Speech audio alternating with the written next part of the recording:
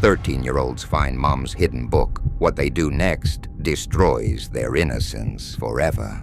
Zuena thought she was just playing dress-up when she opened her mother's drawer. The 13-year-old mind couldn't process, but instead of putting it back, she called her best friend, Musa.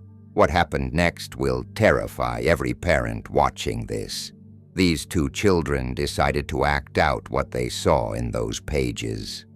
Within minutes, innocent play turned into something that would haunt them for years, triggering anxiety attacks, destroying their grades, and nearly breaking their families apart. But here's what no parent expects. The guilt didn't just affect the children, it poisoned everything: their friendships, their faith, even their physical health, until one breaking point changed everything. Stay until the end to discover the one conversation that saved these children from permanent psychological damage, and learn the 3 warning signs every parent must watch for. Because in today's world, your child is just one click away from content that could steal their childhood in seconds. This story will change how you protect your family.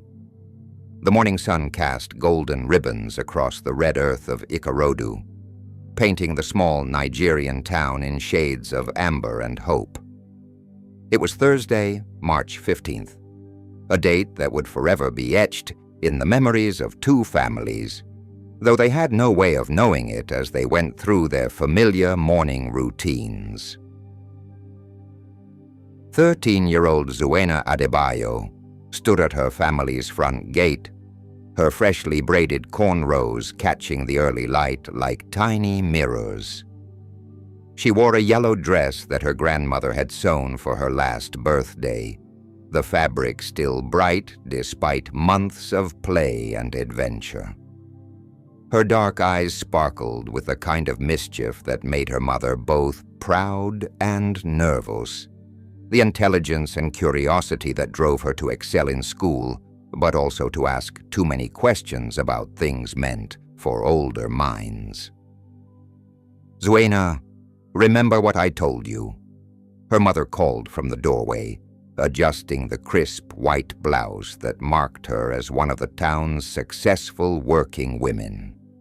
Mrs. Adebayo worked as an administrator at the local government office, a position that commanded respect and provided enough income to give her daughter opportunities she herself had never had. No going into places you shouldn't be. No touching things that don't belong to you. The warning was given with the casual authority of a mother who had repeated the same instructions countless times, never imagining that this particular morning would test her daughter's obedience in ways she couldn't anticipate. "Yes, Mommy," Zuena replied with the automatic compliance of a well-raised child, though her mind was already racing ahead to the day's possibilities. She loved these mornings when the house became her kingdom, when she could explore and imagine without the gentle but constant supervision of adults. 3 houses down the dusty street, 14-year-old Musa Okafor was experiencing an almost identical farewell ritual. His father, a tall man with calloused hands and the patient demeanor of someone who fixed problems for a living, gathered his tools with the practiced efficiency of 20 years in construction work. "Musa," Mr. Okafor said, his deep voice carrying the weight of paternal authority mixed with genuine affection. "You know the rules. No friends in the house when I'm not here. No playing with things that can break or hurt you. And definitely no trying to cook anything more complicated than bread and tea."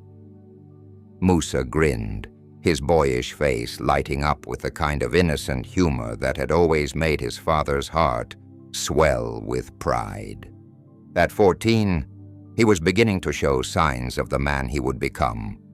Taller than his classmates, more serious about his studies, but still young enough to find joy in simple pleasures and the constant companionship of his best friend, Zuena. "I won't burn down the house, Papa," he promised, using the respectful term that marked him as a son who understood the importance of honoring his father. By 8:30 a.m., both parents had disappeared into the working world of adult responsibilities, leaving behind two teenagers who had been friends since they could walk. The silence that settled over their adjacent homes was the kind that parents both treasure and fear. The quiet of children who suddenly find themselves with freedom, time, and the dangerous combination of curiosity and opportunity. Zuena stood in her family's living room, looking around at the familiar furniture with new eyes. Without her mother's presence, the space felt different, larger somehow, full of possibilities that had been previously restricted by adult supervision. The house smelled of her mother's morning coffee and the faint scent of the expensive perfume she wore to work, creating an atmosphere that was both comforting and tinged with the excitement of temporary independence. Next door, Musa was experiencing a similar sensation. His father's tools were locked away, his important papers secured, but the house itself seemed to whisper invitations to explore corners and spaces that were usually off-limits during supervised hours. It was Zuena who first gave voice to the idea that would change everything. "Musa!" she called across the small fence that separated their properties, her voice carrying the excitement of inspiration. "Come over here. I have an idea." Musa appeared at his window, his face curious and eager. The friendship between these two children was built on a foundation of shared adventures, mutual trust, and the unspoken understanding that whatever one discovered, the other should experience as well. They had explored every corner of their neighborhood together, created elaborate games that lasted for hours, and shared secrets that only best friends could understand. "What kind of idea?" he called back, already moving toward his front door. "Let's play dress-up," Zuena announced, her hands on her hips in unconscious imitation of her mother's authoritative stance. "Let's see if we can look like real grown-ups." The suggestion seemed innocent enough. Children had been playing dress-up for generations, trying on adult clothes and pretending to navigate the mysterious world of grown-up responsibilities. It was a natural part of childhood development, a way for young minds to process and understand the adult world they would eventually inherit. But this morning, the simple game of dress-up would become something far more dangerous than either child could imagine. Within minutes, both children were inside Zuena's house, their excitement building as they contemplated the possibilities ahead of them. The living room, with its careful arrangement of furniture and family photographs, suddenly seemed like a stage where they could perform their imitation of adult life. "We need to look really professional," Zuena declared, leading Musa toward her mother's bedroom with the confidence of someone who had never encountered a situation she couldn't handle through enthusiasm and determination. "Mama always looks so important when she goes to work. I want to see if I can look like that too." Musa followed, his own curiosity sparked by the prospect of understanding how his father managed to command such respect from other adults. The transformation that occurred each morning as his father prepared for work, from the gentle parent who made breakfast to the authoritative figure who left the house ready to manage construction crews, had always fascinated him. Mrs. Adebayo's bedroom was a sanctuary of adult femininity, carefully organized and maintained with the precision of someone who understood that appearance was often the first tool of professional success. The wardrobe stood against the far wall like a treasure chest, its polished wood surface reflecting the morning light that streamed through windows dressed in curtains that spoke of middle-class aspirations and careful budget management. Zuena approached the wardrobe with reverent excitement, running her fingers along the hanging clothes that represented her mother's professional identity. There were blouses in various shades of blue and white, carefully pressed skirts that spoke of respectability and competence, and shoes with low heels that managed to convey authority without sacrificing comfort during long work days. "Look at all this," she whispered to Musa, who stood slightly behind her, taking in the organized complexity of adult female presentation. "Mama has clothes for every day of the week, and they all make her look so important." On the dressing table, arranged with the precision of someone who understood the power of personal presentation, were the tools of adult femininity. Lipsticks in various shades of red and brown, face powders that promised to enhance natural beauty, and perfumes that created an aura of sophistication and success. Zuena picked up a tube of deep red lipstick, rolling it between her fingers as she imagined how it would feel to possess the kind of confidence her mother displayed when she wore it. "I wonder what it feels like to wear grown-up makeup," she mused, her voice carrying the wistful quality of someone standing at the threshold between childhood and the mysterious world of adult responsibilities. But as she turned to share her discovery with Musa, something caught her peripheral vision, something that would prove far more significant than any makeup or clothing. One of the drawers in her mother's dressing table was slightly open, just enough to reveal something unusual nestled among the personal items that adults kept private from young eyes. The drawer pull gleamed in the morning light, seeming to beckon to her curious mind with the promise of secrets and hidden knowledge. Zuena had always been the kind of child who needed to understand how things worked, who asked questions that sometimes made adults uncomfortable, who possessed the kind of intellectual curiosity that teachers praised, but parents sometimes found exhausting. "What's in there?" Musa asked, noticing the direction of her gaze. It was a question that would haunt both of them for months to come. Zuena approached the drawer with the same fearless curiosity that had driven her to climb trees, explore abandoned buildings, and ask her teachers questions that went beyond the standard curriculum. She had no way of understanding that some doors, once opened, could never be closed again. The drawer slid open smoothly, revealing a collection of items that spoke to the private adult aspects of her mother's life.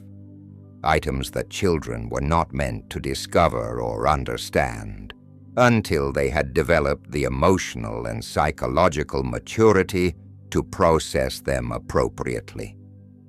Nestled among other personal belongings was a small book with a soft cover and gold lettering that caught the morning light. The title was in English, but used words that Zuena recognized without fully understanding their significance. It wasn't a novel or a cookbook, or any of the other books she had seen her mother reading in the evenings after work. This was something different, something hidden, something that her 13-year-old mind instinctively understood was not meant for her eyes. But curiosity, especially the intense curiosity of an intelligent 13-year-old girl, is a force that can override wisdom, caution, and even the clear understanding that one is crossing into forbidden territory.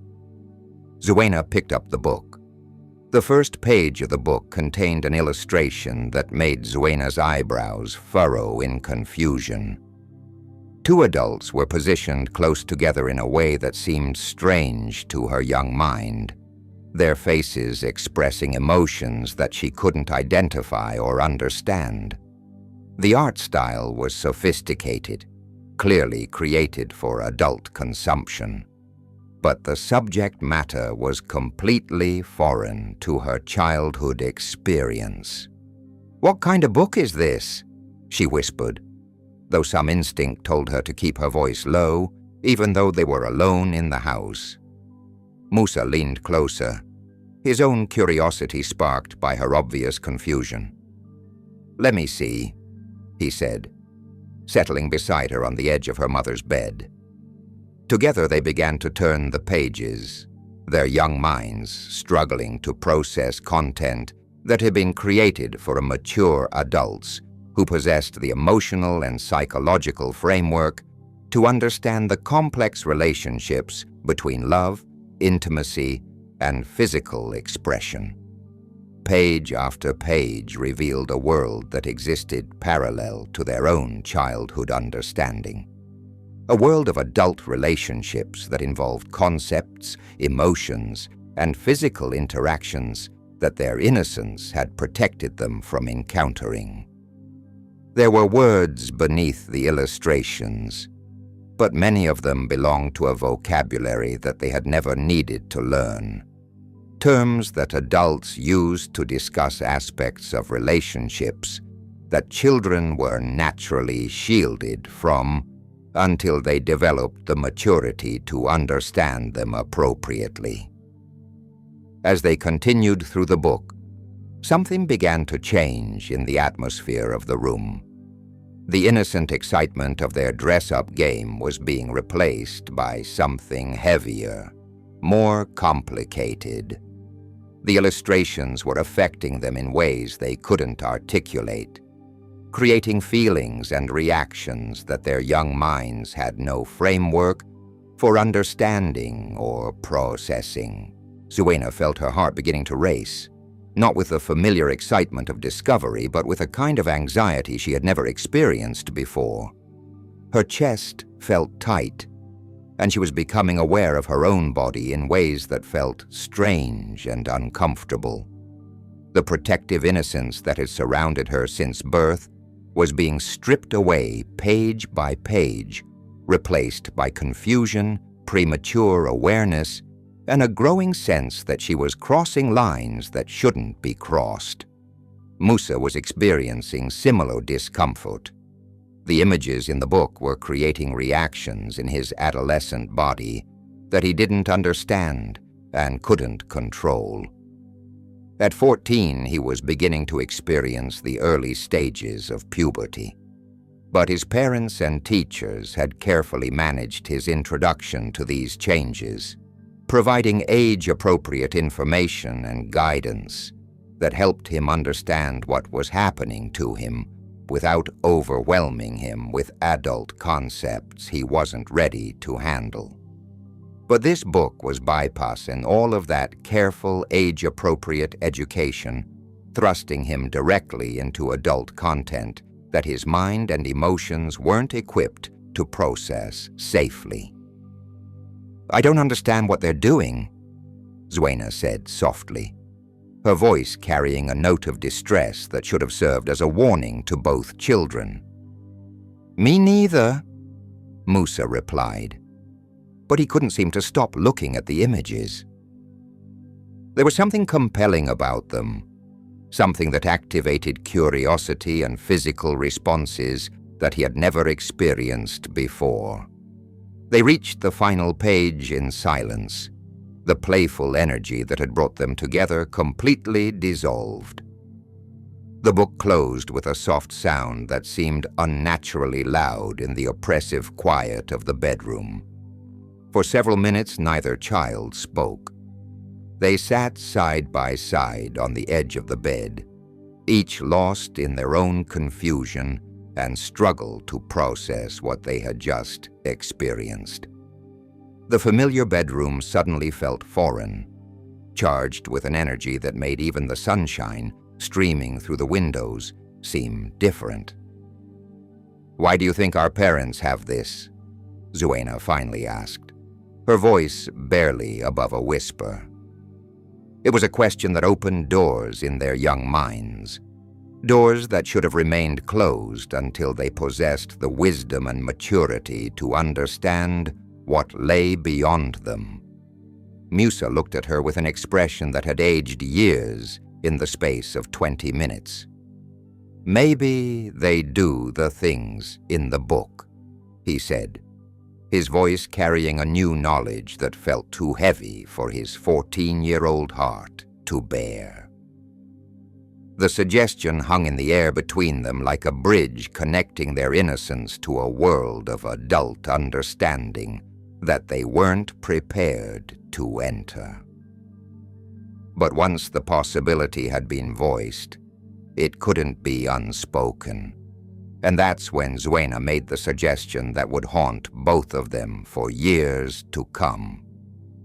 "Since we're pretending to be our parents," Zuena said, her voice carrying a false confidence that masked the confusion and strange excitement building inside her, "maybe we should try doing what they do in this book, too."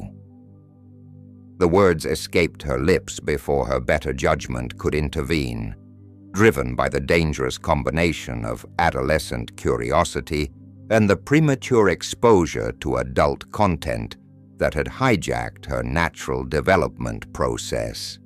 In her 13-year-old mind, this was still part of their dress-up game, another aspect of adult life to explore and understand through imitation. But some aspects of adult life are not meant to be explored through childhood games. Musa stared at her, his 14-year-old mind wrestling with the suggestion. Every instinct developed through years of proper upbringing told him that this was wrong, that they were venturing into territory where children didn't belong. But the book had planted seeds of curiosity that were growing too quickly for his young wisdom to manage. "I don't know," he said slowly, his voice betraying the internal conflict between his natural caution and the strange new feelings that the book had awakened in him. "We're just pretending," Zuena insisted, standing up from the bed with the kind of determined energy that had always characterized her approach to new challenges. "It's like acting in a play. We're not really doing anything wrong because we're just playing dress-up." The rationalization was the kind that children use when they want to justify actions that feel questionable but exciting. But rationalization cannot protect young minds from experiences they aren't equipped to handle, no matter how innocent the motivation might seem. Musa looked at the book again, then at his best friend, who was looking at him with expectant eyes. The friendship that had sustained them both through childhood was built on shared adventures and mutual support. But it was also built on the unspoken agreement that whatever one suggested, the other would consider seriously. "Just for a minute," he said finally, his voice carrying the uncertainty of someone making a decision without fully understanding its implications. "Just to see what it's like." What followed was a scene that would replay in both of their minds for months to come. A clumsy, confused attempt by two children to imitate adult behaviors they couldn't possibly understand, driven by curiosity that had been prematurely activated by content, meant for mature minds. They positioned themselves according to one of the simpler illustrations from the book, trying to recreate poses and interactions that belonged to a world of adult intimacy they had no business exploring.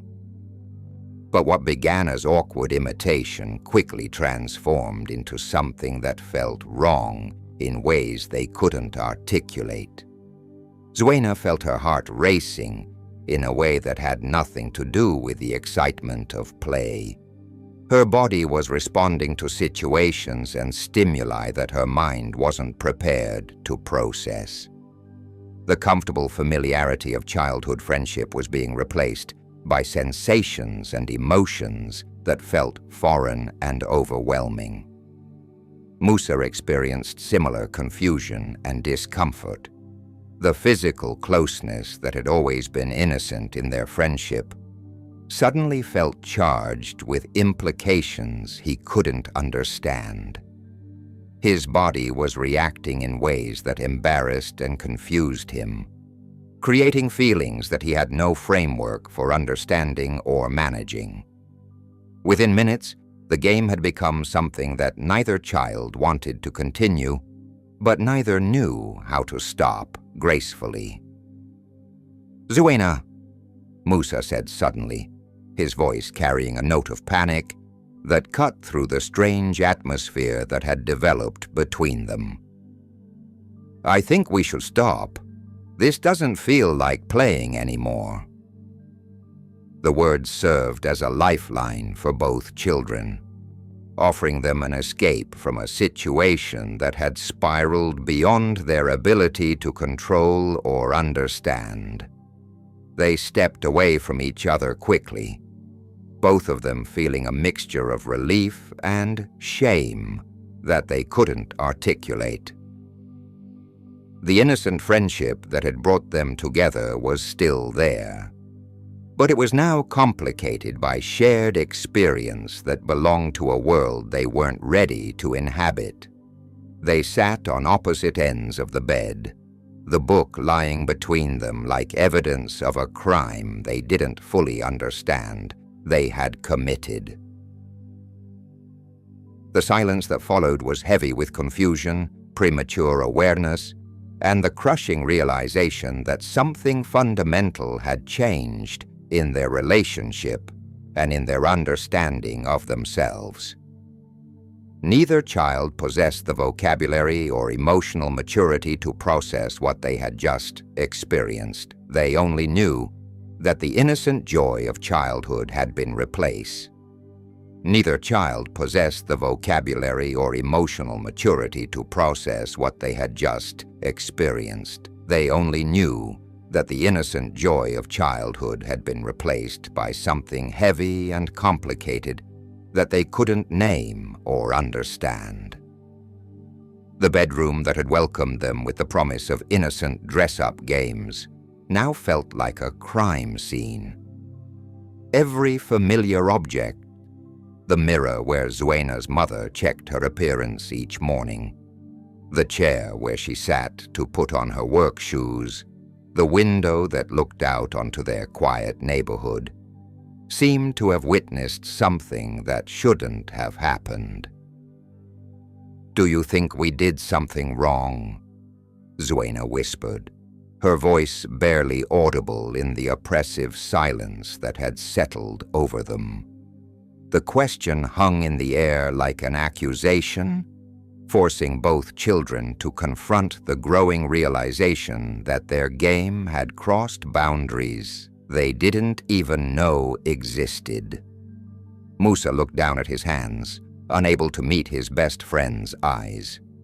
"I don't know," he replied honestly, his voice carrying the confusion of someone trying to navigate moral territory without a map. "It felt wrong at the end, but I don't understand why." This uncertainty was perhaps the most devastating aspect of their situation. Children rely on clear boundaries between right and wrong, acceptable and forbidden.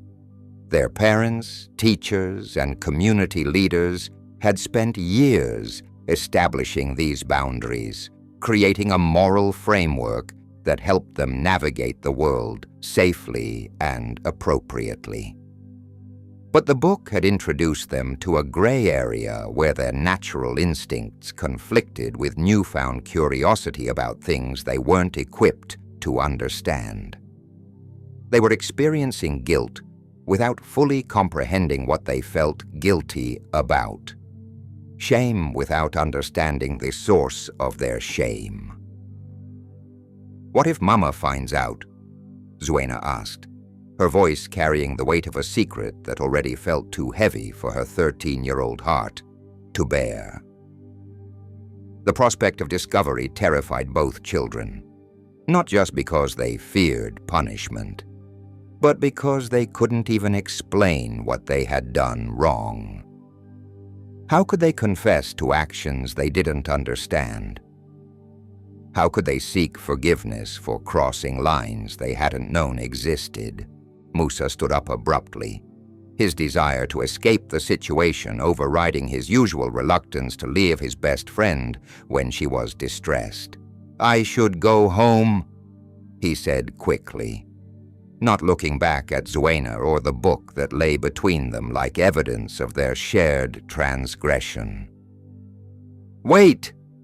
Zuena called after him, but he was already moving toward the door, driven by a combination of shame, confusion, and the desperate need to be alone with thoughts he couldn't share with anyone. The sound of the front door closing behind him echoed through the house like a judgment, leaving Zuena alone with the book and the crushing weight of actions she couldn't undo. She sat in the silence of her mother's bedroom, staring at the innocent-looking object that had somehow managed to steal something precious from both of them. The book seemed to radiate an energy that made her skin crawl, as if it were somehow alive and malevolent, designed specifically to destroy the innocence she had treasured without even knowing it was valuable. With trembling hands, she closed the book and carried it back to the living room, where she shoved it under the couch as if hiding the evidence could somehow erase what had happened. But shame doesn't disappear when the evidence is concealed. It embeds itself deep in the heart and mind, changing how a person sees themselves and their place in the world. That evening, as Mrs. Adebayo returned home from work with her usual warm smile and questions about Zuena's day, her daughter found herself unable to engage in their customary conversation. The easy intimacy that had always characterized their relationship felt tainted by the secret she was carrying. "How was your day, my dear?" her mother asked, settling into her favorite chair with the satisfied exhaustion of someone who had accomplished meaningful work. "Fine, Mama," Zuena replied, forcing a smile that felt heavy and false on her face. The word "fine" had never been a lie before, but now it felt like a betrayal of everything their relationship had been built upon. Mrs. Adebayo studied her daughter's face with the practiced eye of a mother who had learned to read subtle signs of distress or deception. Something was different about Zuena tonight, a distance in her eyes, a tension in her posture that suggested she was carrying a burden too heavy for her young shoulders. "Are you feeling well?" she asked, reaching out to touch Zuena's forehead in the universal maternal gesture of checking for fever. "I'm just tired," Zuena said, pulling away from her mother's touch in a way that felt like another betrayal. Physical affection had always been easy between them, but now even her mother's gentle concern felt overwhelming. "Maybe you should go to bed early tonight," Mrs. Adebayo suggested, though her maternal instincts were signaling that something more significant than tiredness was affecting her daughter. Zuena nodded gratefully and escaped to her room, where she lay staring at the ceiling and replaying the day's events in an endless loop of confusion and regret. Sleep, which had always come easily to her young body exhausted by days of play and learning, now eluded her completely. Every time she closed her eyes, she saw images from the book. Every time she tried to think about something else, her mind returned to the strange feelings and sensations she had experienced during their ill-conceived game. The innocent trust she had always felt in her own judgment was shattered, replaced by the terrifying realization that she could make decisions that felt right in the moment, but were actually dangerous and wrong. 3 houses away, Musa was experiencing his own sleepless torment.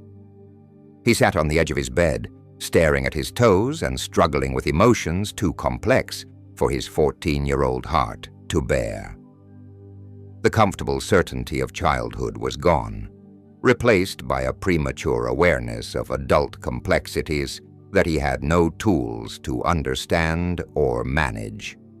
His father had returned from work with his usual gentle authority, asking about homework and chores with the casual attention of a parent who trusted his son to handle the basic responsibilities of adolescence.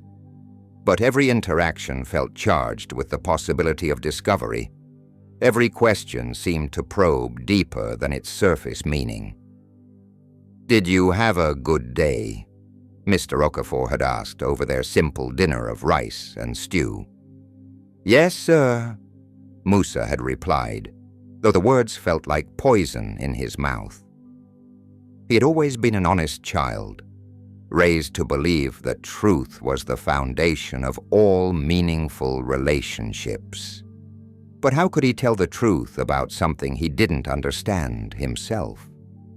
Now alone in his room with the weight of the day's events pressing down on him like a physical force, Musa whispered a question to the darkness that would haunt him for months to come.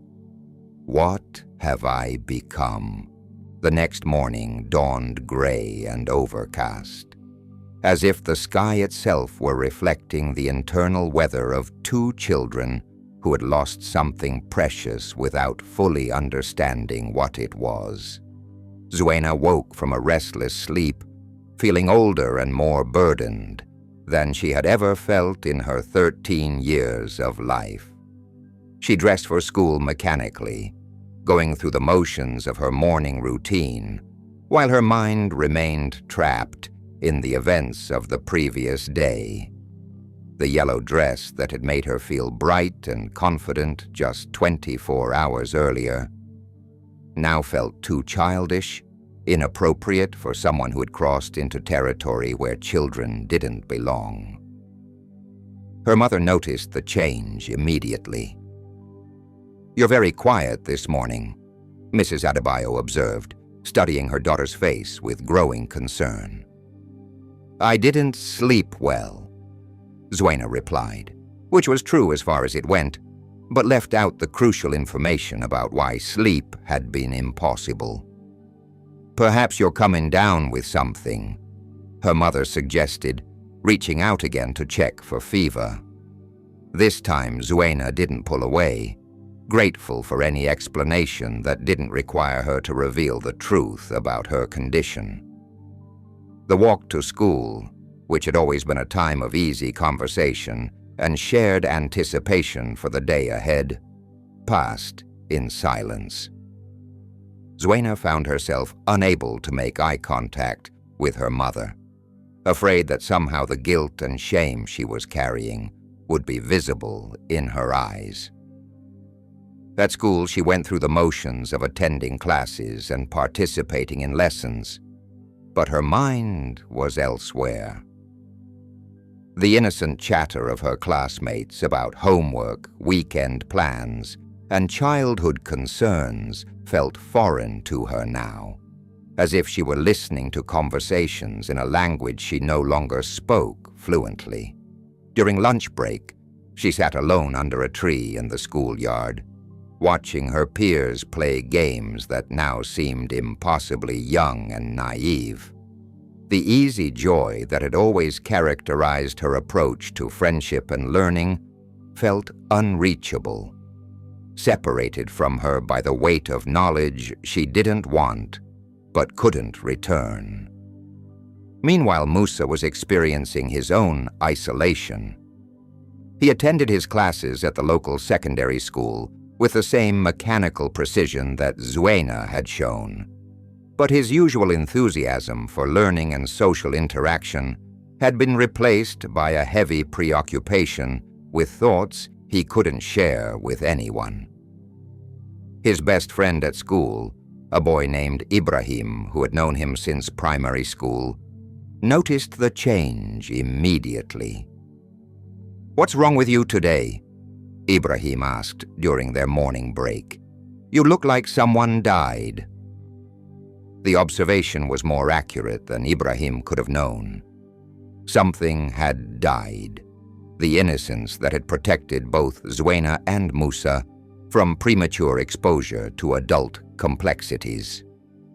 But Musa couldn't explain this to his friend without revealing what had happened, and the thought of sharing their secret with anyone else filled him with panic. "I'm just tired," he said, using the same excuse that Zuena had employed with her mother. "Maybe you should go to the school clinic," Ibrahim suggested with the practical concern of a good friend. "You don't look well," but no medical treatment could address the spiritual and emotional wound that Musa was carrying. The damage done by premature exposure to adult content wasn't physical. It was psychological, emotional, and moral, affecting the very foundation of how he understood himself and his place in the world. The school day seemed to last forever for both children, each minute stretching into an eternity of forced normalcy, while their internal worlds remained in chaos.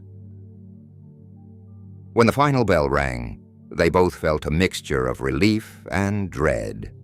Relief at escaping the need to pretend that everything was normal, dread at returning to the neighborhood where their shared secret waited like a living thing that demanded attention.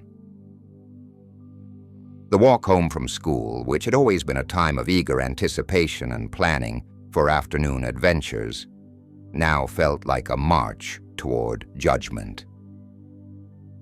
Both children moved slowly, reluctant to face each other and the conversation they knew was inevitable. They met at the fence that separated their properties, the same spot where countless childhood conversations had taken place over the years.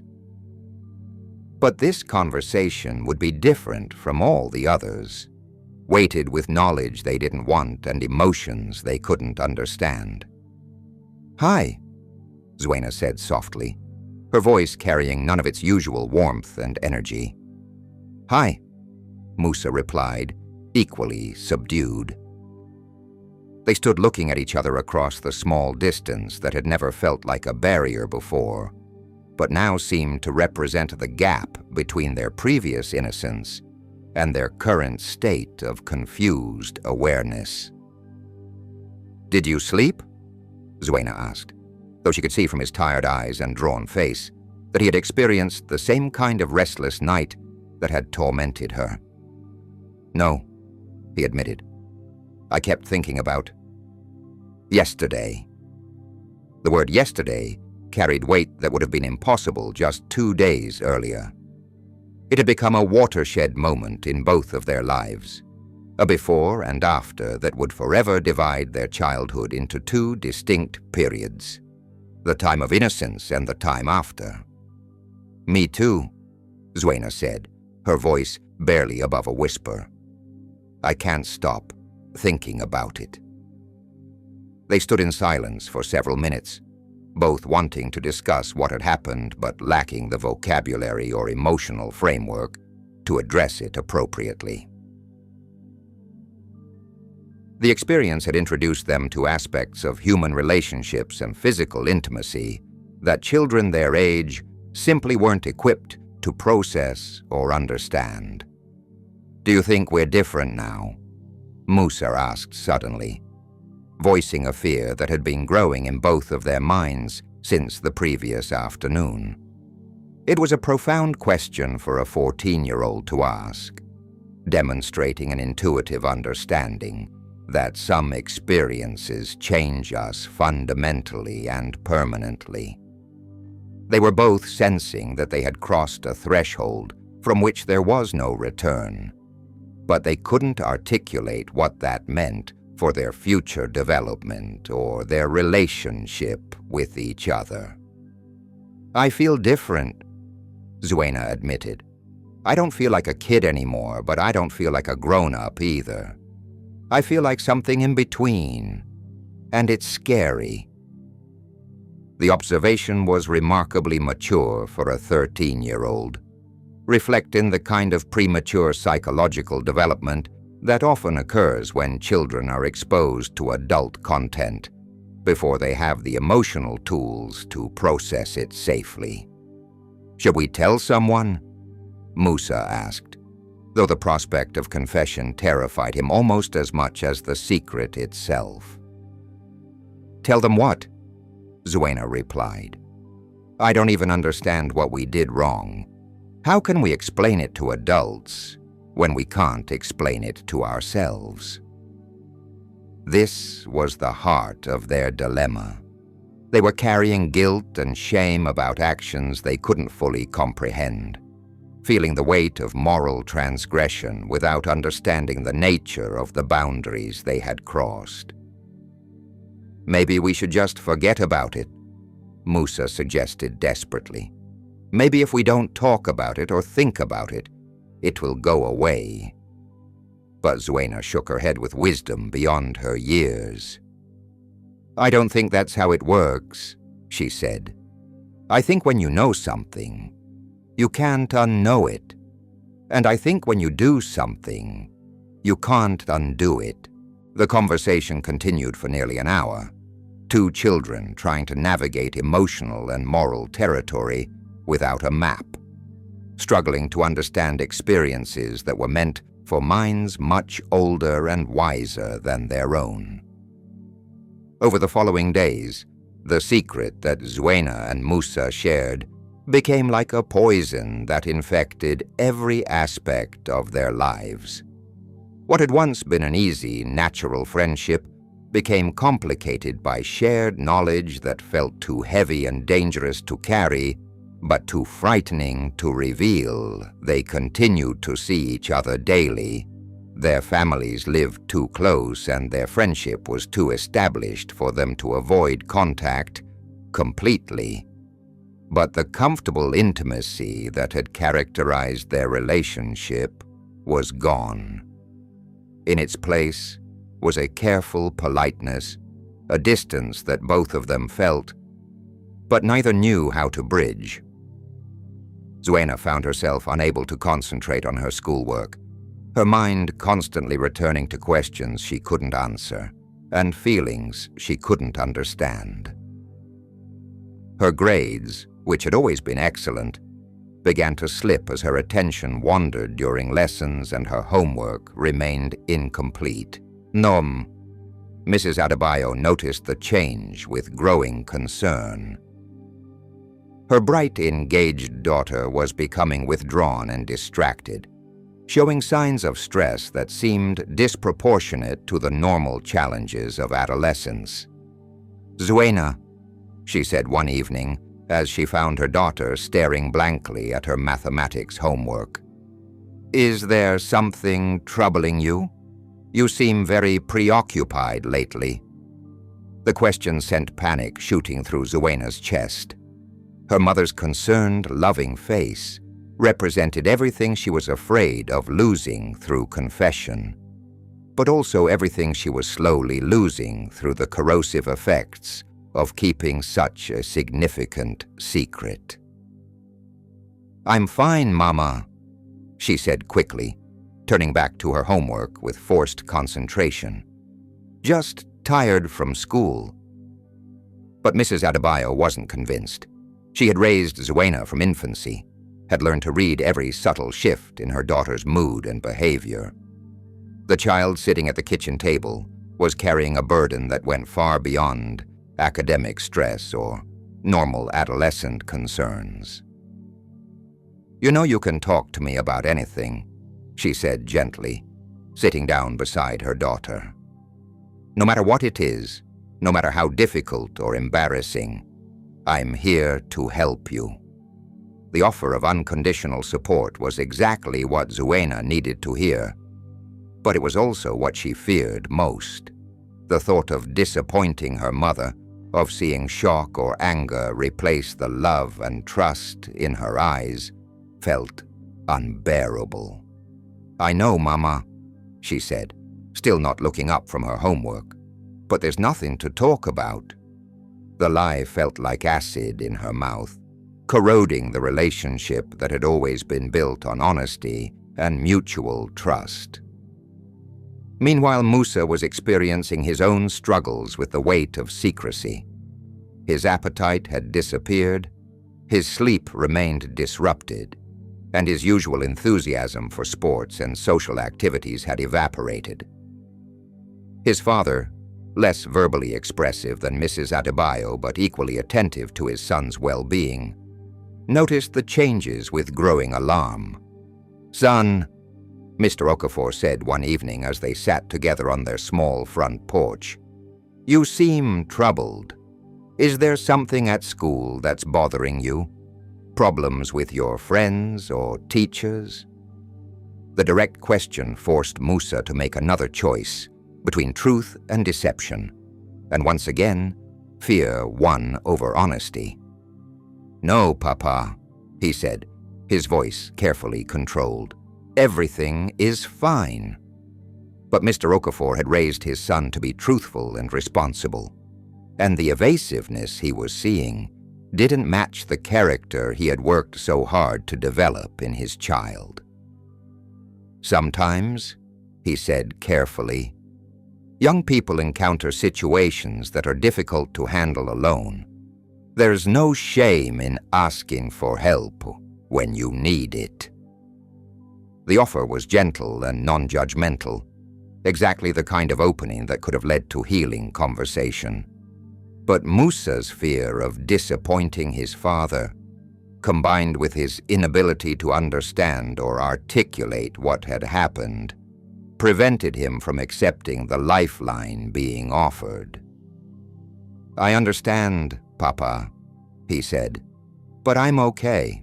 Another lie, another small betrayal of the relationship that meant more to him than anything else in his young life.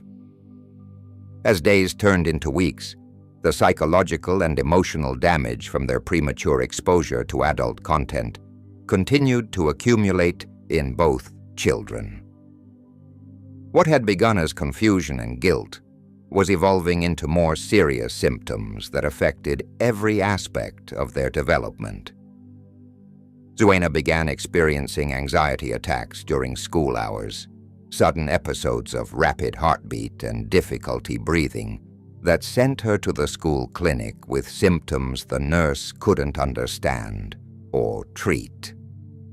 The attacks always seemed to be triggered by innocent situations that somehow reminded her of the forbidden knowledge she was carrying. A textbook illustration that seemed suggestive, a casual comment from a classmate about relationships, even the sight of her own reflection in mirrors. Her academic performance continued to deteriorate as her ability to focus became increasingly compromised. Teachers who had always praised her engagement and curiosity now expressed concern about her distraction and apparent lack of interest in subjects that had previously excited her. "Zuena seems to be struggling with something," her English teacher, Mrs. Ogundamu, mentioned to Mrs. Adebayo during a parent-teacher conference. "She's always been one of our most attentive students, but lately she seems to be somewhere else entirely. Is there anything happening at home that might explain this change?" The question forced Mrs. Adebayo to confront the growing evidence that her daughter was in distress about something she refused to discuss. The confident, happy child she had raised was being replaced by someone anxious, secretive, and increasingly isolated from the relationships and activities that had always brought her joy. "I've noticed changes too," Mrs. Adebayo admitted, "but she insists that nothing is wrong. I'm not sure how to help her if she won't tell me what's troubling her." The conversation highlighted one of the most devastating aspects of the children's situation. Their isolation was preventing them from accessing the help they desperately needed. The secret they were keeping was creating a barrier between them and the adults who loved them most and were best equipped to guide them through crisis. Musa was experiencing similar academic and social difficulties. His grades were falling, his participation in sports had become half-hearted, and his friendships were suffering as he withdrew into himself. Ibrahim, his closest friend at school, finally confronted him directly about his changed behavior. "What's wrong with you?" Ibrahim demanded after Musa had declined yet another invitation to join their usual after-school football game. "You've been acting strange for weeks. Did I do something to make you angry?" The question forced Musa to realize that his private struggle was affecting innocent people who cared about him. Ibrahim's confusion and hurt were visible on his face, adding another layer of guilt to Musa's already overwhelming emotional burden. "It's not you," Musa said weakly. "I'm just going through some things." "What kind of things?" Ibrahim pressed. "Maybe I can help." The offer of friendship and support was genuine, but Musa couldn't imagine sharing his secret with anyone, especially another 14-year-old who might be just as confused and disturbed by the revelation as he was himself. "It's personal," he said finally, using the kind of adult language that created distance between him and his peer relationships. Ibrahim walked away looking hurt and confused, leaving Musa alone with the recognition that his secret was costing him more than just his peace of mind. It was destroying the social connections that had always sustained him. Both children had been raised in religious households, where faith provided a framework for understanding right and wrong, acceptable and forbidden behavior. This spiritual foundation, which had always been a source of comfort and guidance, now became another source of torment as they struggled to understand their actions in the context of their religious beliefs. Zuena found herself unable to pray with the same sincere heart she had always brought to her spiritual practices.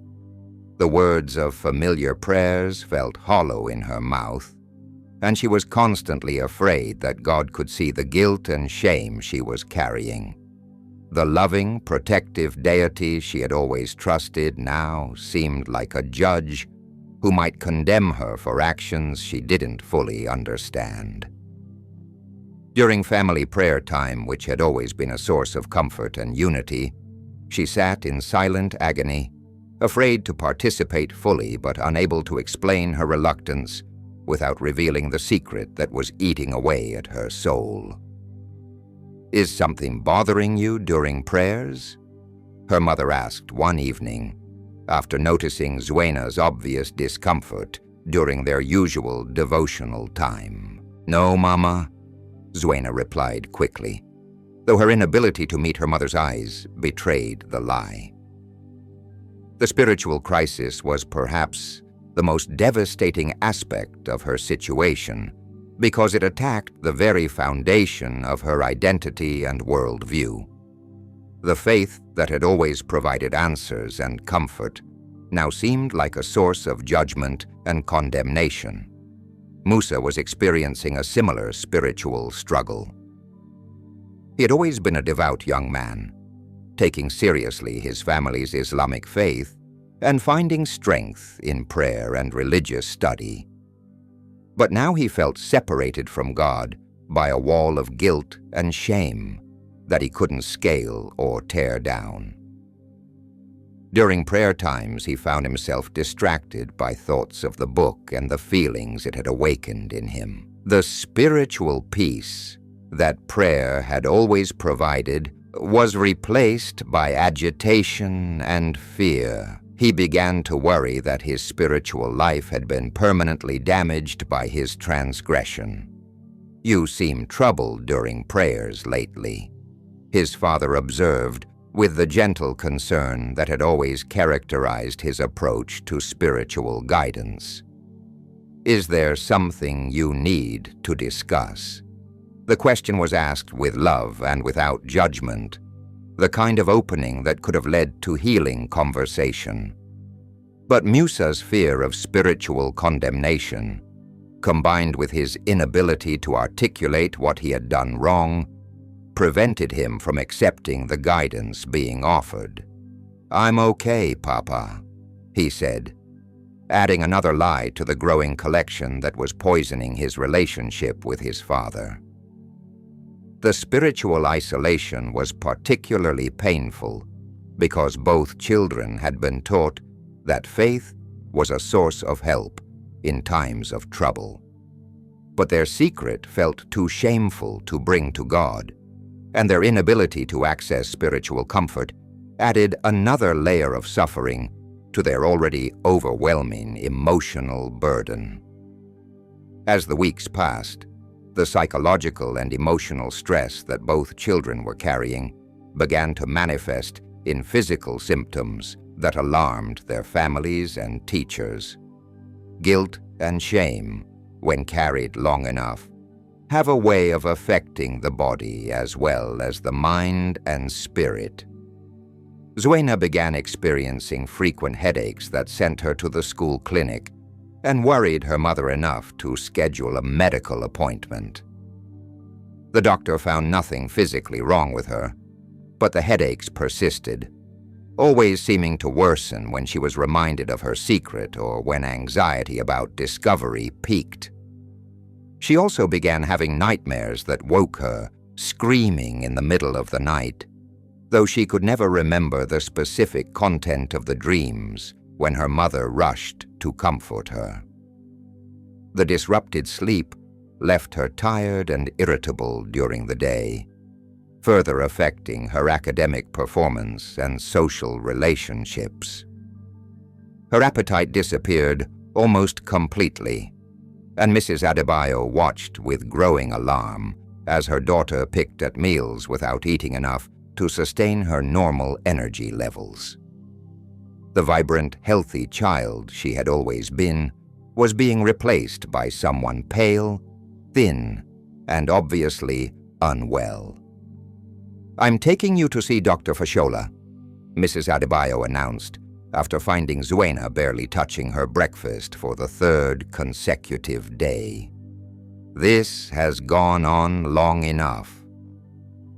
The prospect of medical examination terrified Zuena, not because she feared the doctor, but because she was afraid that somehow her secret would be discovered through physical examination. The illogical nature of this fear only demonstrated how profoundly the experience had affected her thinking and emotional stability. Musa was experiencing similar physical symptoms. His usual robust appetite had disappeared, leaving him tired and unable to concentrate during school hours. He began experiencing stomach problems that had no apparent medical cause but which became worse whenever he thought about the book or felt guilty about keeping secrets from his father. His sleep was disrupted by dreams he couldn't remember, but which left him feeling exhausted and anxious. Dark circles appeared under his eyes, and his usual energetic approach to physical activities was replaced by lethargy that worried his teachers and friends. Mr. Okafor, less inclined to seek medical intervention than Mrs. Adebayo, but equally concerned about his son's deteriorating condition, finally decided that professional help was necessary. "We're going to see a doctor," he announced one evening, after watching Musa push food around his plate without eating. Something is wrong, and we need to find out what it is. The medical appointments that followed were frustrating for both families. Doctors found no physical explanation for the symptoms both children were experiencing, leading to recommendations for psychological evaluation that only increased their panic about discovery. The physical manifestations of their guilt were creating a cycle of increasing distress. The symptoms worried their families. The worry led to more questions and scrutiny, and the increased attention made both children more anxious about having their secret discovered. The crisis that would finally force both children to confront their situation came on a Tuesday afternoon in late April, nearly 6 weeks after their discovery of the book. Zuena was walking home from school alone, her mind preoccupied with the latest worried conversation her mother had initiated about her health and behavior, when she encountered a group of older girls from her neighborhood. These girls, aged 15 and 16, had always existed on the periphery of Zuena's social world, old enough to seem sophisticated and worldly to her 13-year-old eyes, but young enough that their paths occasionally crossed in neighborhood social situations. "Hey, Zuena," called out Amara, the unofficial leader of the group. "You look terrible. What's wrong with you?" The direct question, asked without malice but with the casual cruelty that teenagers sometimes display, hit Zuena like a physical blow.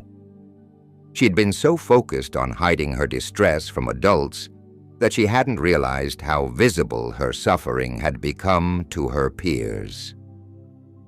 "Nothing's wrong," she said automatically, the lie that had become her default response to any expression of concern.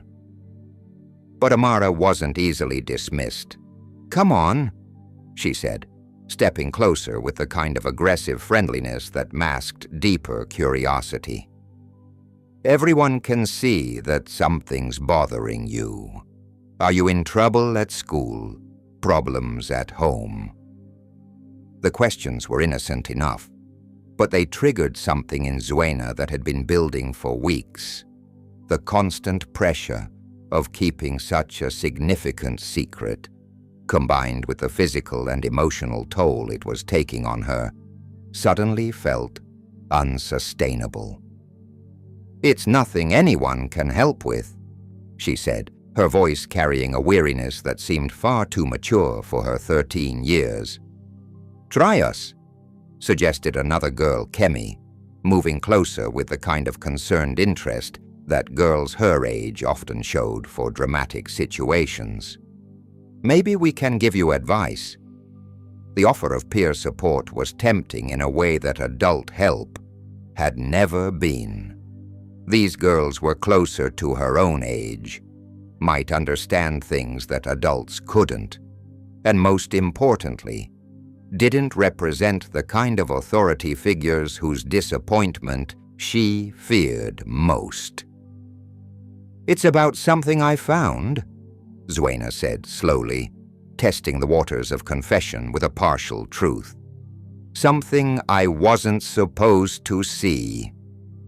The girls exchanged glances that suggested this type of problem was familiar to them in ways that Zuena didn't understand. "What kind of something?" Amara asked, her voice carrying a sophistication that made Zuena feel naive and childish. Before she could answer, before she could make the decision about whether to reveal her secret to these older girls who might judge or mock her, the conversation was interrupted by a voice that sent ice through her veins. "Zuena!" She turned to see her mother approaching from the direction of their house, moving with the kind of determined stride that suggested she had been looking for her daughter and had something important to discuss. The older girls melted away with the practiced ease of teenagers avoiding adult supervision, leaving Zuena alone to face whatever her mother had discovered or suspected. "Come home," Mrs. Adebayo said, her voice carrying an authority that brooked no argument. "We need to talk." The walk to their house felt like a march to execution. Zuena's mind raced through possibilities. Had her mother somehow discovered the book was missing from its hiding place? Had she spoken to Musa's parents and learned something? Had the changes in Zuena's behavior finally convinced her that drastic intervention was necessary? When they reached the house, Mrs. Adebayo led her daughter to the living room and sat down with the kind of serious expression that signaled a conversation of major importance. "Zuena," she said gently but firmly, "I've been watching you for weeks now, and I'm very concerned. You're not eating properly, you're not sleeping well, your grades are falling, and you seem to be carrying a burden that's too heavy for you to handle alone." The accurate assessment of her condition hit Zuena like a revelation. Her mother had been seeing and understanding more than she had realized, reading the signs of distress, even when Zuena thought she was successfully hiding her suffering. "I know that something significant has happened," Mrs. Adebayo continued, "and I know that you're afraid to tell me about it. But sweetie, whatever it is, keeping it secret is making you sick, and I can't help you if I don't know what's wrong." The offer of help, stated with such love and without judgment, finally broke through the wall of fear and shame that Zuena had been building for weeks. And for the first time since the morning she had found the book, she began to cry.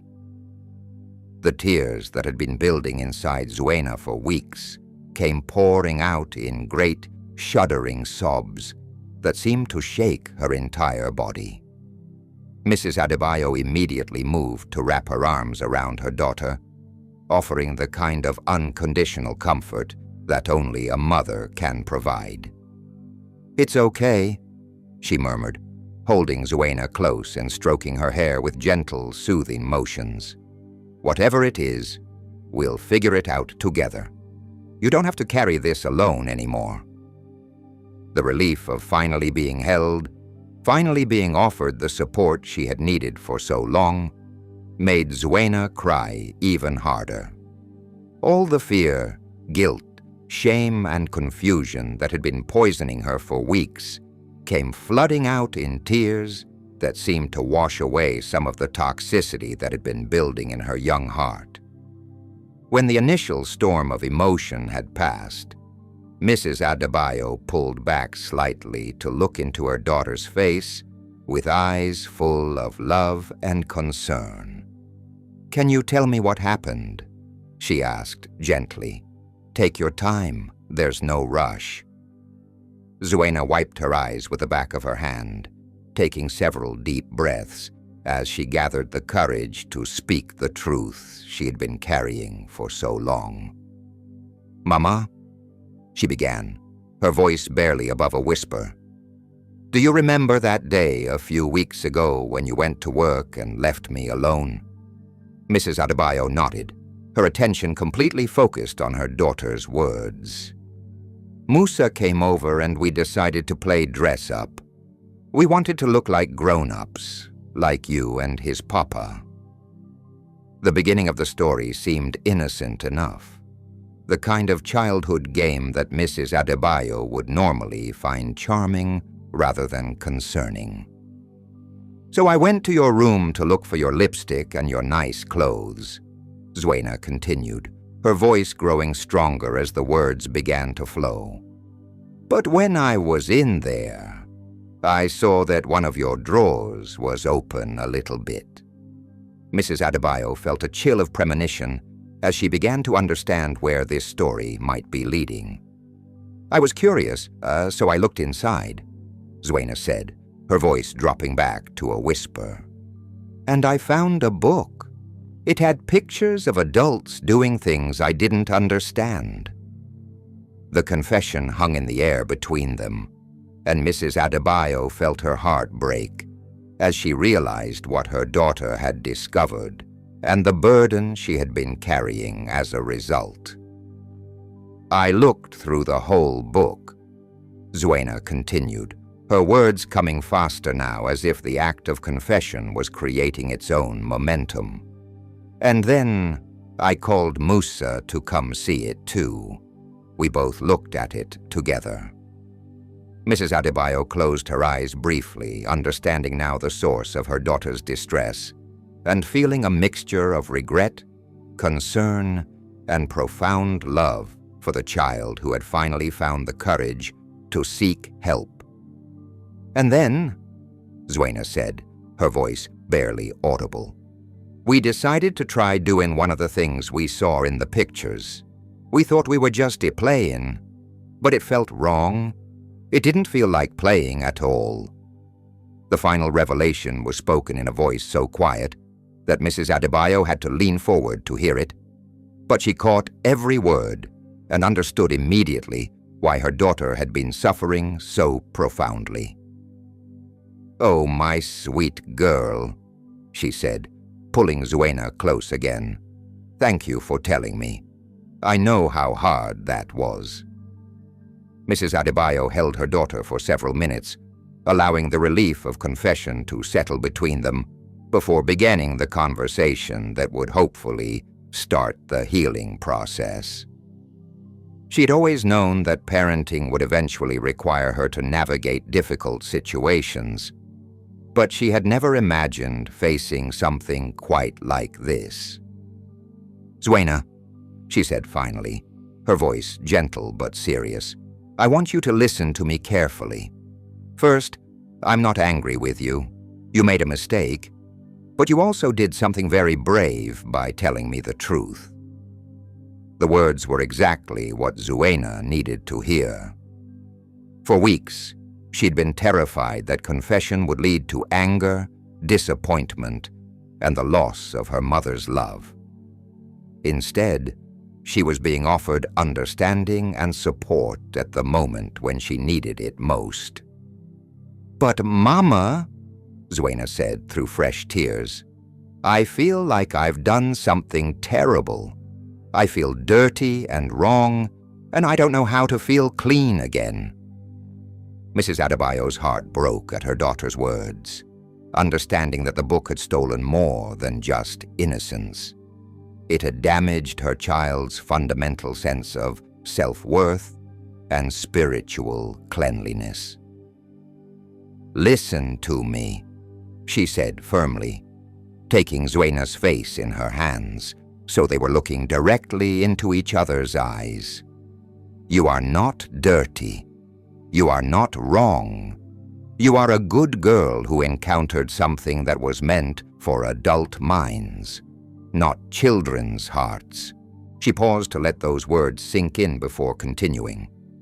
"That book was never supposed to be where you could find it. That was my mistake, not yours. And your curiosity about grown-up things is normal. Every child wonders about the adult world. The problem is that some adult things can hurt children when they encounter them too early." The explanation was exactly what Zuena needed to begin separating her natural curiosity from the inappropriate content she had encountered. For weeks, she had been blaming herself for being curious, not understanding that the real problem was premature exposure to content that her developing mind wasn't ready to process safely. "But what about what Musa and I did?" Zuena asked, the shame evident in her voice. "We copied what we saw in the pictures. Doesn't that make us bad?" Mrs. Adebayo took a deep breath, recognizing that this was the crucial moment in their conversation, the point where she could either help her daughter heal from this experience or potentially make the damage worse through an inappropriate response. "You and Musa are children," she said carefully. "Children learn about the world by imitating what they see adults doing. You saw something in that book and tried to understand it by acting it out, just like you might act out being a teacher or a doctor or any other adult role. The difference is that this particular adult behavior is not meant for children to imitate." She pulled Zuena closer, holding her securely as she continued. "What you did was not evil or terrible. It was the natural response of curious children who encountered information they weren't ready for. But now you understand why it felt wrong, and you've learned something important about the difference between child games and adult behaviors."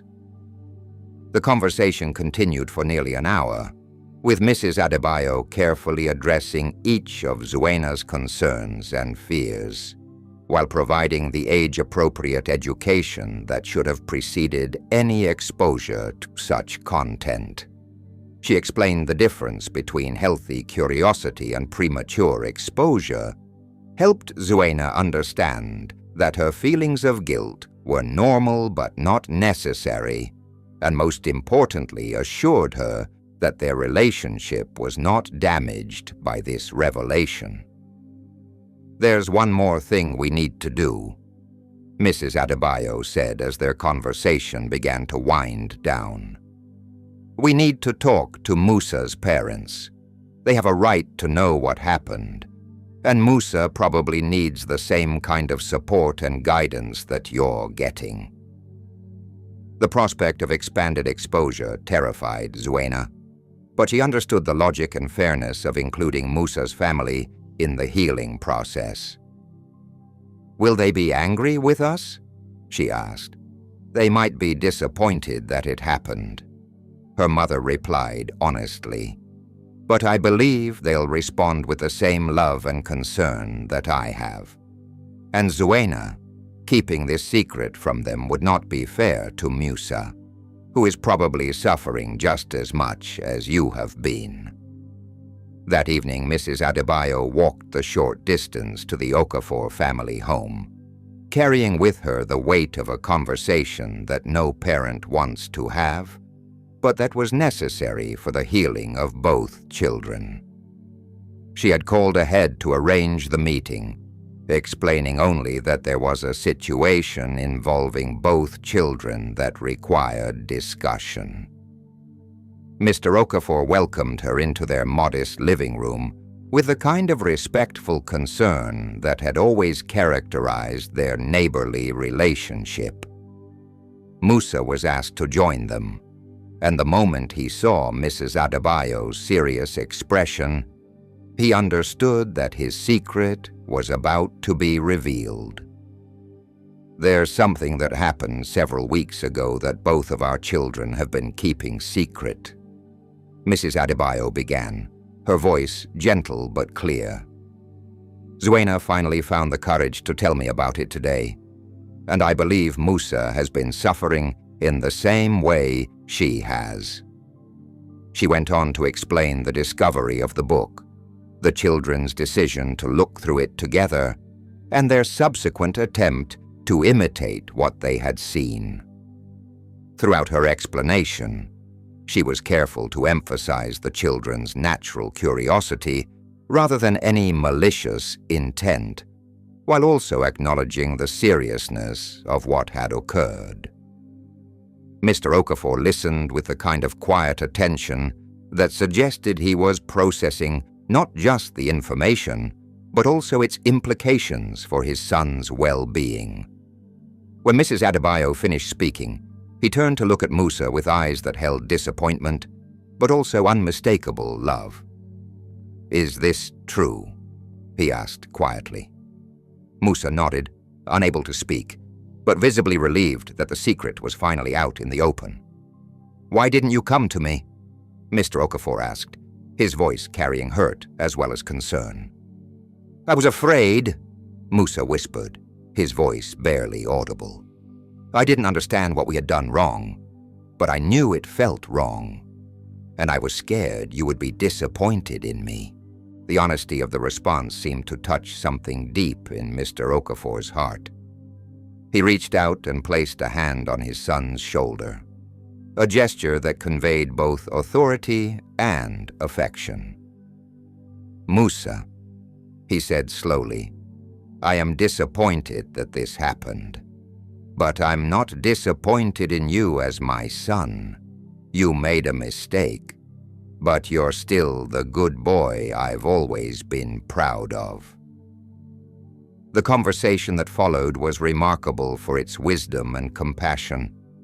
Both parents had to navigate the delicate balance between acknowledging the seriousness of what had occurred while not overwhelming the children with shame or condemnation that could cause lasting psychological damage.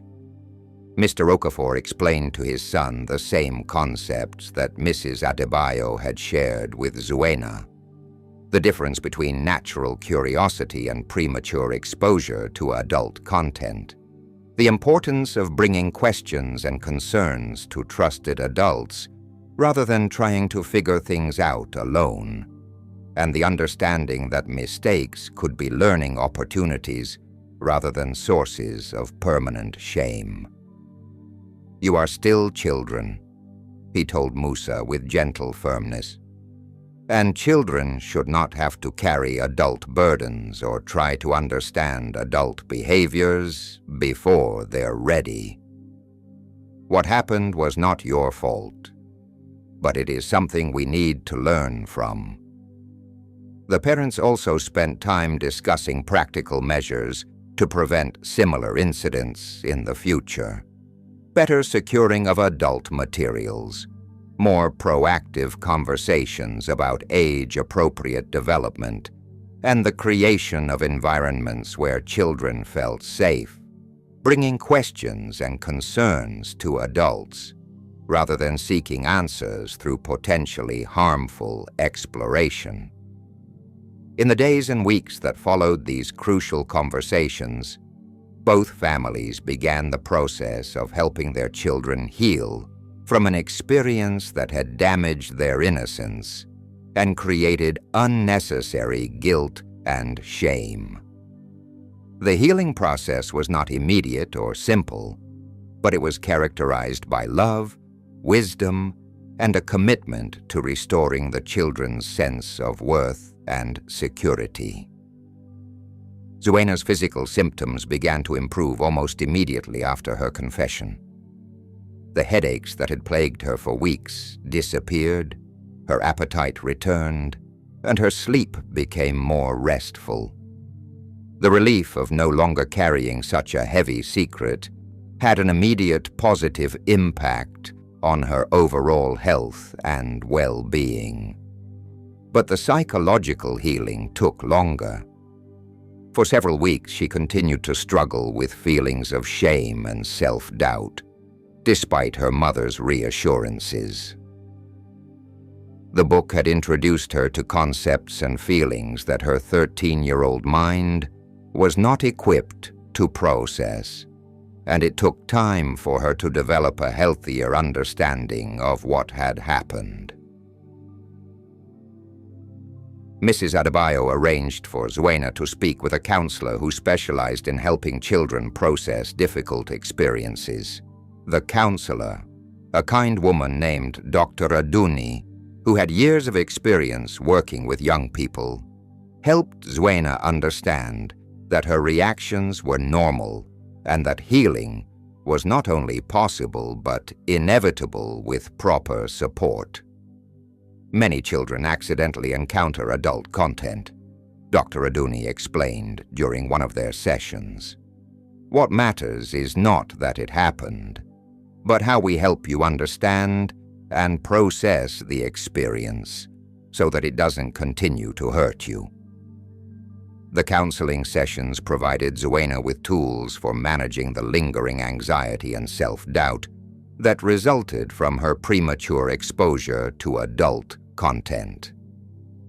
She learned techniques for redirecting her thoughts when they became focused on the incident, strategies for rebuilding her self-confidence, and most importantly, a framework for understanding her experience that emphasized healing rather than shame. Musa received similar support from his family and community. Mr. Okafor arranged for his son to speak with their imam, a wise man who had experience helping young people navigate difficult questions about morality, development, and spiritual health. The imam's approach was characterized by the same wisdom and compassion that both parents had shown. He helped Musa understand that curiosity about adult relationships was natural and normal, but that there were appropriate and inappropriate ways to explore such curiosity. Most importantly, he assured Musa that his spiritual relationship with God was not permanently damaged by his mistake. Allah is merciful and forgiving, the Imam explained.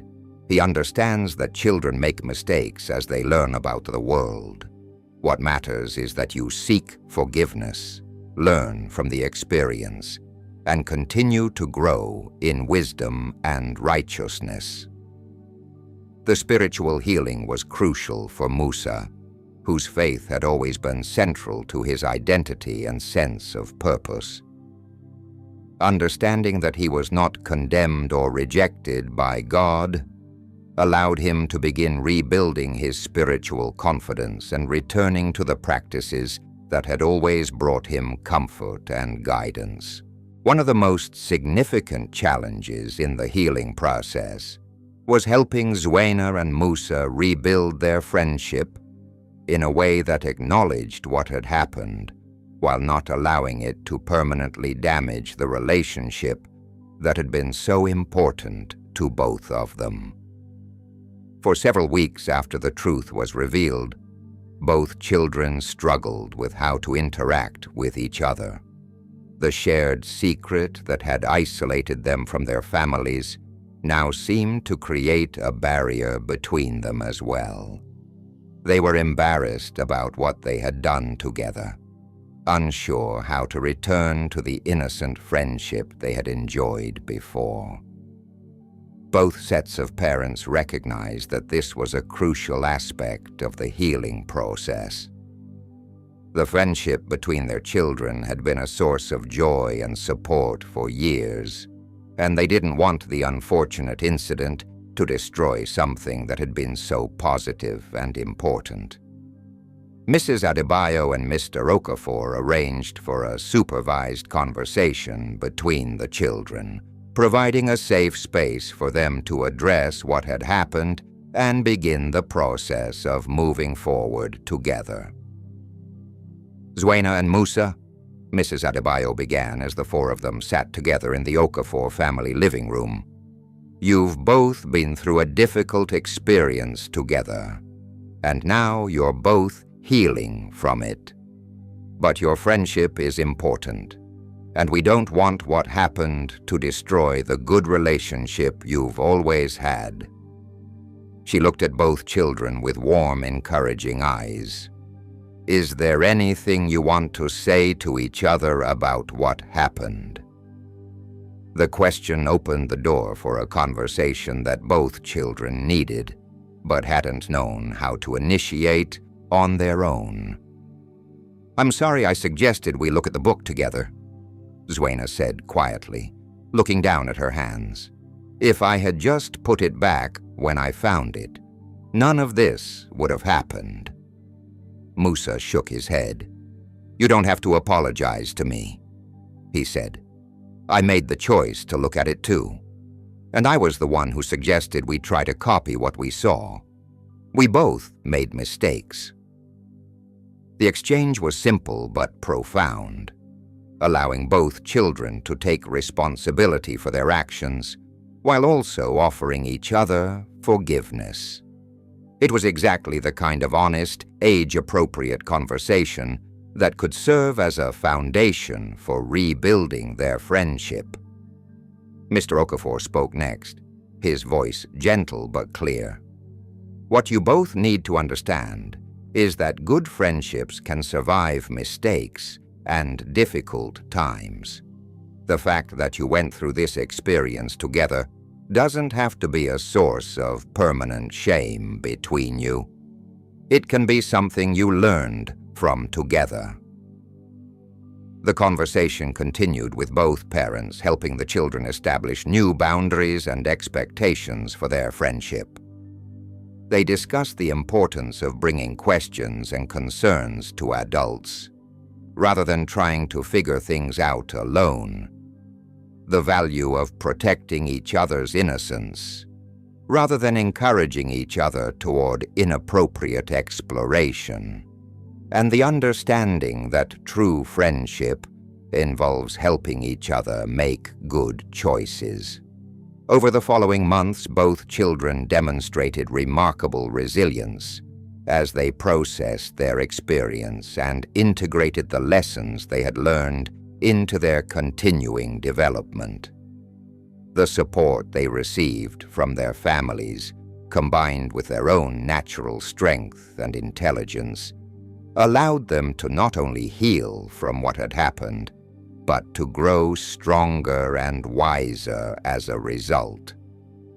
Zuena's academic performance not only returned to its previous high level, but actually improved as she applied the self-awareness and emotional intelligence she had developed through the healing process to her studies and social relationships. Her teachers noticed that she had developed a maturity and thoughtfulness that seemed beyond her years, though they didn't understand the source of this positive change. She became more selective about her friendships, choosing to spend time with peers who shared her values and supported her positive choices, rather than those who might encourage risky or inappropriate behavior. The experience had taught her the importance of surrounding herself with people who would help her make good decisions, rather than those who might lead her into situations she wasn't ready to handle. Most importantly, her relationship with her mother had actually grown stronger through the crisis. The experience of being unconditionally loved and supported during her most vulnerable moment had deepened her trust in her mother's wisdom and commitment to her well-being. She found herself more willing to share concerns and questions, rather than trying to figure things out alone. Musa experienced similar positive growth. His relationship with his father had been strengthened by the experience of receiving forgiveness and support when he needed it most. The understanding that he could bring even his most difficult problems to his father without fear of rejection had created a foundation of trust that would serve him well through the remaining challenges of adolescence. His spiritual life had also been strengthened rather than damaged by the experience. The process of seeking forgiveness and rebuilding his relationship with God had taught him important lessons about mercy, redemption, and the possibility of learning from mistakes rather than being defined by them. Both children had also developed a more sophisticated understanding of the difference between childhood and adulthood, along with an appreciation for the protection that age-appropriate boundaries provided. Rather than being eager to rush into adult experiences, they had gained respect for the wisdom of allowing their development to proceed at a natural pace. As Zuena and Musa continued to heal and grow from their experience, both families recognized that their story could serve as a valuable teaching tool for other parents and children who might face similar challenges. The principles they had learned about responding to premature exposure to adult content with love, wisdom, and appropriate guidance could benefit other families navigating the increasingly complex landscape of raising children in a world where inappropriate material was becoming more accessible. Mrs. Adebayo began sharing their experience, with appropriate protection of privacy, with other mothers in their community, helping them understand the importance of securing adult materials, while also creating environments where children felt safe, bringing questions and concerns to trusted adults. The most important thing we learned, she would tell other parents, is that how you respond to these situations is more important than preventing them entirely. Children are naturally curious, and in today's world, they're going to encounter things that previous generations never had to deal with. What matters is that they feel safe coming to us when they need help understanding what they've seen. Mr. Okafor participated in similar conversations with other fathers, emphasizing the importance of maintaining open communication with children while also taking practical steps to protect their innocence until they were developmentally ready for more complex information. We can't protect our children from everything, he would say, but we can make sure they know we're here to help them when they encounter things they're not ready for. The goal is not to keep them innocent forever. It's to guide them toward wisdom and maturity at an appropriate pace. Both children, as they grew older and more comfortable discussing their experience, occasionally shared their story with peers who might be facing similar challenges. They were able to offer the unique perspective of children who had gone through the experience and come out stronger on the other side. The most important thing, Zuena would tell other young people, is not to try to handle these situations alone. Adults who love you want to help, even when you're afraid you've done something wrong.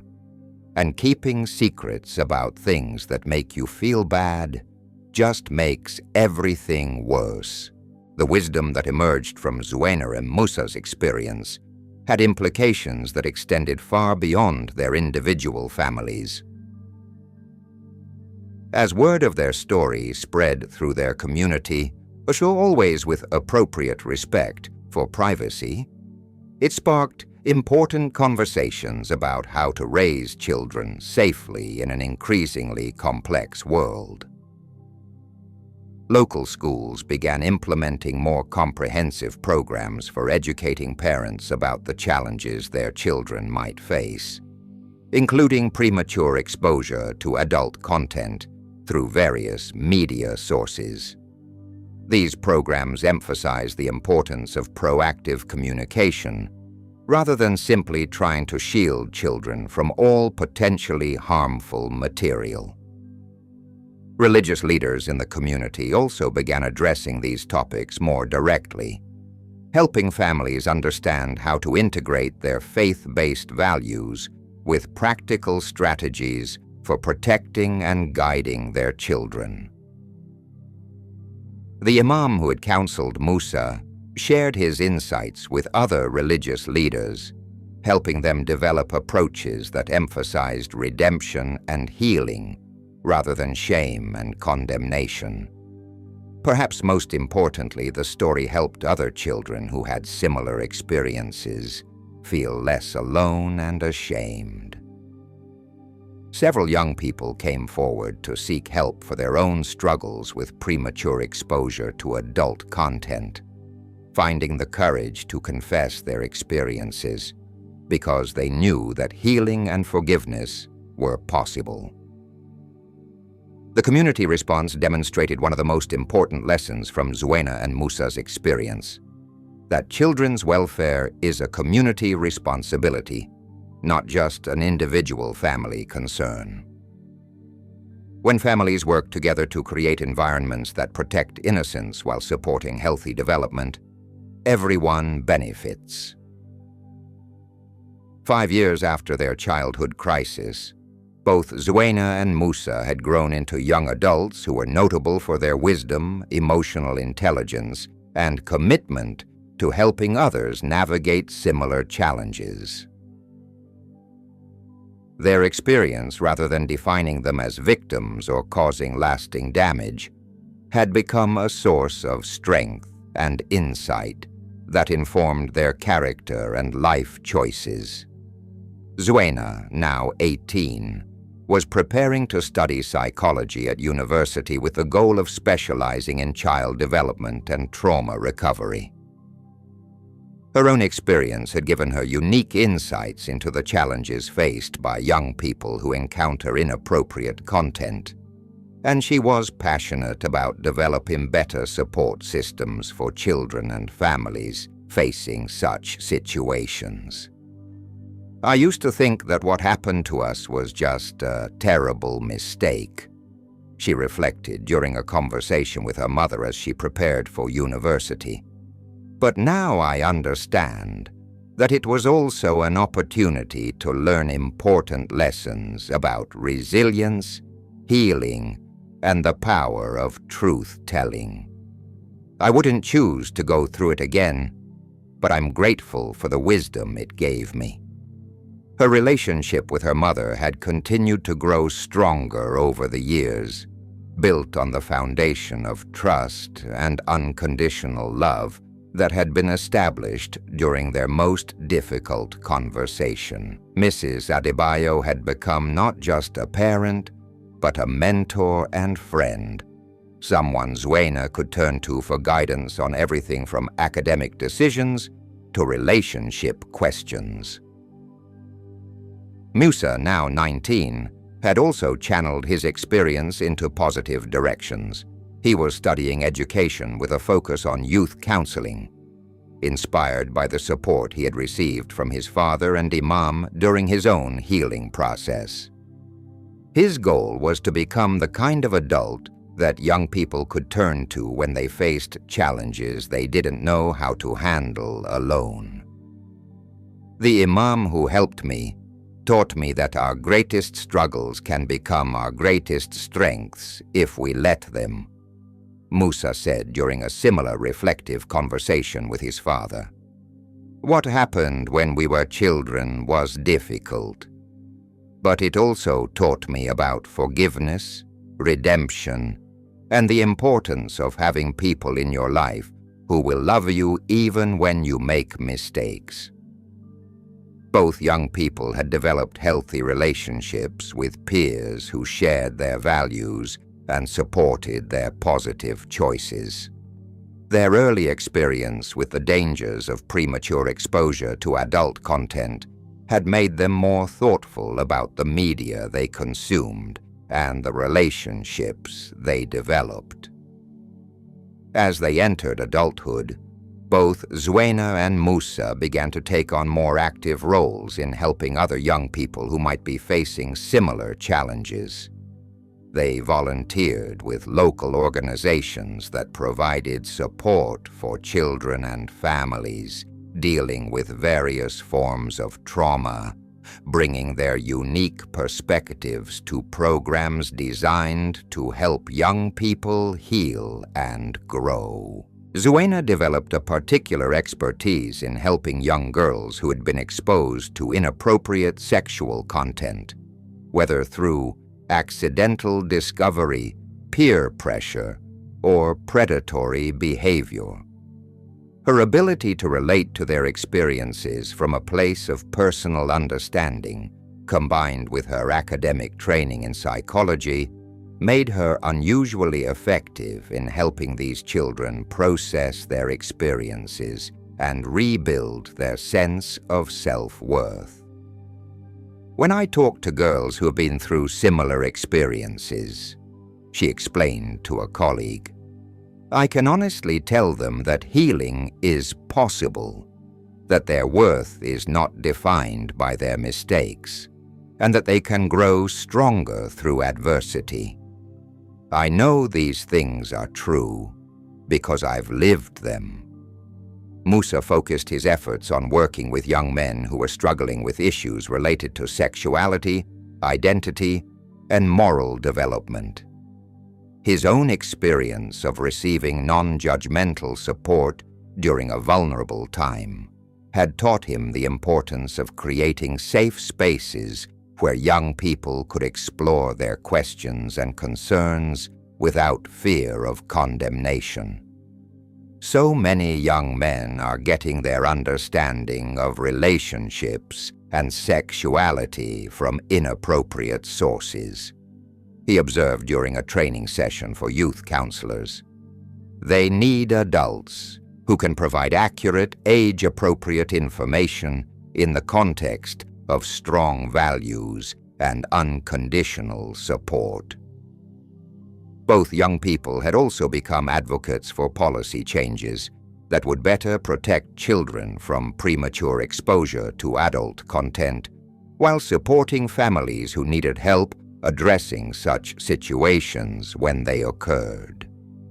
When Zuena and Musa eventually became parents themselves, they were uniquely equipped to protect their own children, while also preparing them for the realities of growing up in an increasingly complex world.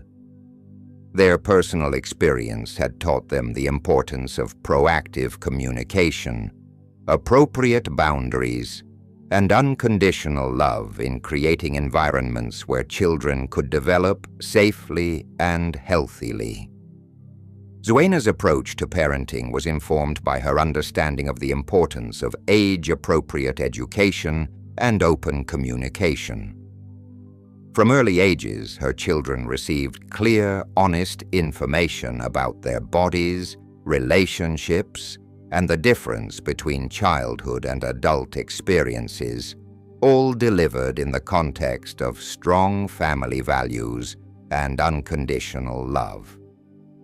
I never want my children to feel like they can't come to me with questions or problems, she told her husband as they discussed their parenting philosophy.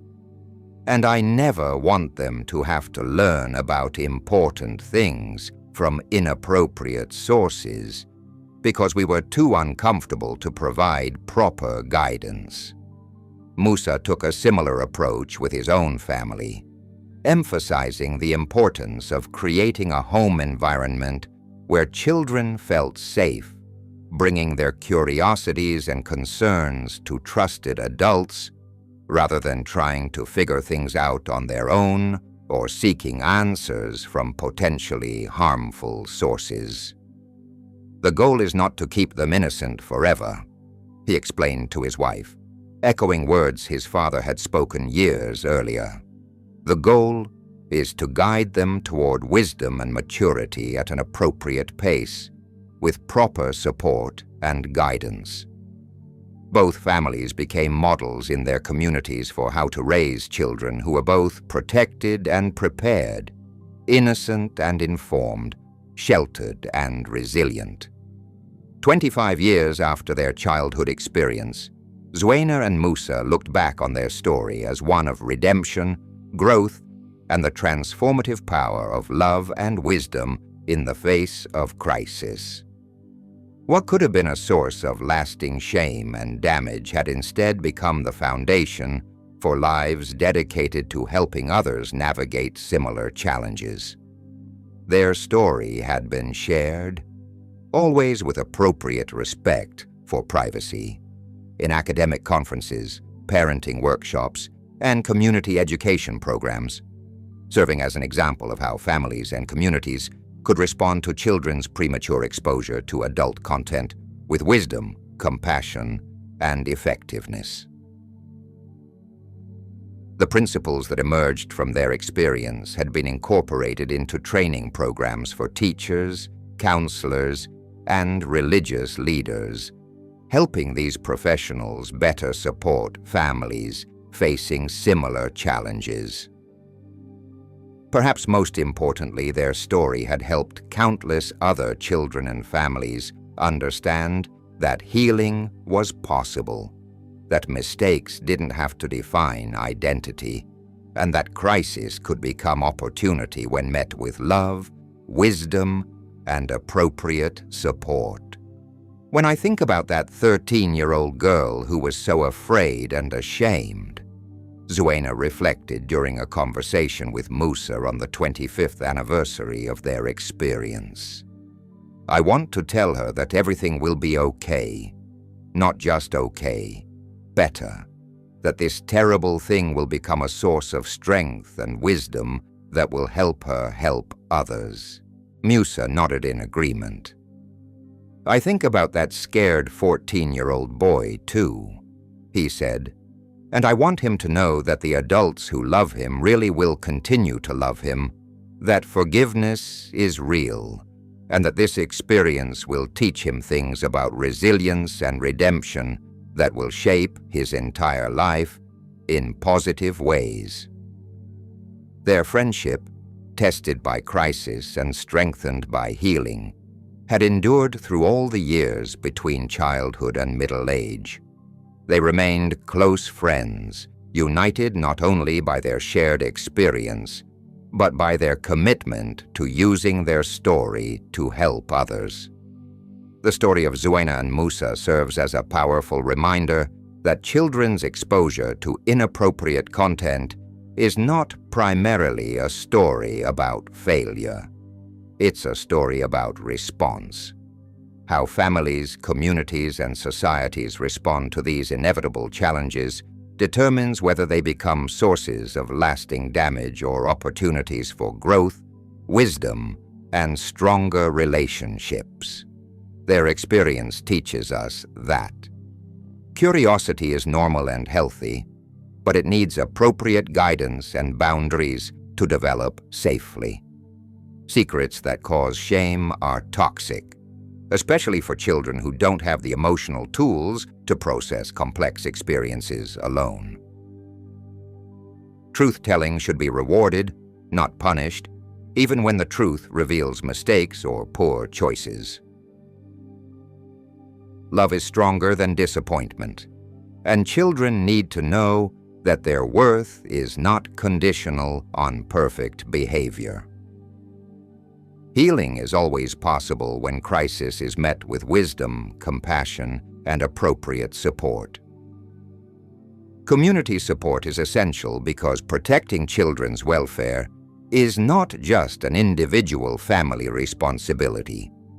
Crisis can become opportunity when it's handled with the right combination of justice and mercy, accountability and forgiveness. Most importantly, their story reminds us that children who encounter inappropriate content don't need condemnation. They need support, guidance, and the assurance that they are loved unconditionally, even when they make mistakes or find themselves in situations they are not equipped to handle. In our modern world, where access to adult content is becoming increasingly easy, and the age of first exposure is dropping consistently, the wisdom that emerged from Zuena and Musa's childhood experience is more relevant than ever. Their story offers hope to families facing similar challenges and practical guidance for communities working to protect children while preparing them for the complexities of the adult world they will eventually inherit.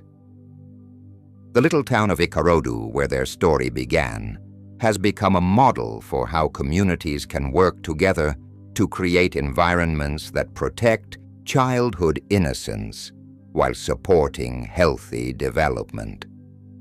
The principles learned from their experience have spread far beyond their neighborhood, offering guidance and hope to families around the world who face similar challenges. Their legacy reminds us that the goal of child protection is not to preserve innocence forever, but to ensure that the transition from childhood to adulthood happens at an appropriate pace, with proper support, and in the context of relationships built on love, trust, and unconditional acceptance. In the end, their story is not just about two children who made a mistake. It's about the power of love to transform crisis into opportunity, shame into wisdom, and isolation into community. It's a testament to the resilience of the human spirit and the possibility of growth through adversity when that adversity is met with the right response.